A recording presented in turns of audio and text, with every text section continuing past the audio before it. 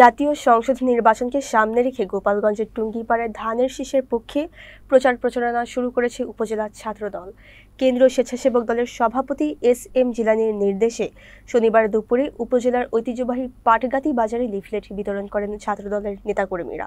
Vote দিলে ধানের শীষে দেশ গড়ব মিলেমিশে স্লোগান সম্বলিত লিফলেট বিতরণে নেতৃত্ব দেন উপজেলা ছাত্রদলের আহ্বায়ক মোহাম্মদ ইসমাইল হোসেন। এ সময় টুঙ্গিপাড়া উপজেলা ছাত্রদলের সদস্য সচিব মোহাম্মদ আব্দুর রহিম, যুগ্ম আহ্বায়ক আবু নাসিম ও নাহিদুল ইসলাম সাগর, টুঙ্গিপাড়া কলেজ ছাত্রদলের সভাপতি মোহাম্মদ হাবিবুর রহমান, পাটগাতি ইউনিয়ন ছাত্রদলের সভাপতি আরাফাত বিশ্বাস ও আশিক শেখ সহ উপজেলার ৫ ইউনিয়ন শাখার সভাপতি, সাধারণ সম্পাদক ও অঙ্গ সংগঠনের নেতাকর্মীরা উপস্থিত ছিলেন। উপজেলা ছাত্রদলের আহ্বায়ক ইসমাইল হোসেন বলেন, বিএনপির ভারপ্রাপ্ত চেয়ারম্যান তারেক রহমানের বার্তা মানুষের দোরগোড়ায় পৌঁছে দিতে কেন্দ্রীয় স্বেচ্ছাসেবক দলের সভাপতি এস.এম. জিলানীর নির্দেশে আমরা মাঠে কাজ করে আসছি।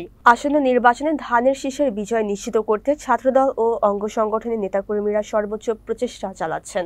তিনি আরও বলেন, লিফলেট বিতরণের মাধ্যমে বিএনপির নির্বাচনী অঙ্গীকার, লক্ষ্য ও কর্মসূচি সাধারণ মানুষের কাছে তুলে ধরা হচ্ছে। পাশাপাশি ভোটারদের ধানের শীষে ভোট দেওয়ার আহ্বান জানানো হচ্ছে। আগামীতেও এমন জনসংযোগ অব্যাহত থাকবে বলে জানান তিনি। পরে তার সংক্ষিপ্ত দিক নির্দেশনামূলক বক্তব্যের মাধ্যমে লিফলেট বিতরণ কার্যক্রমের সমাপ্তি ঘোষণা করা হয়।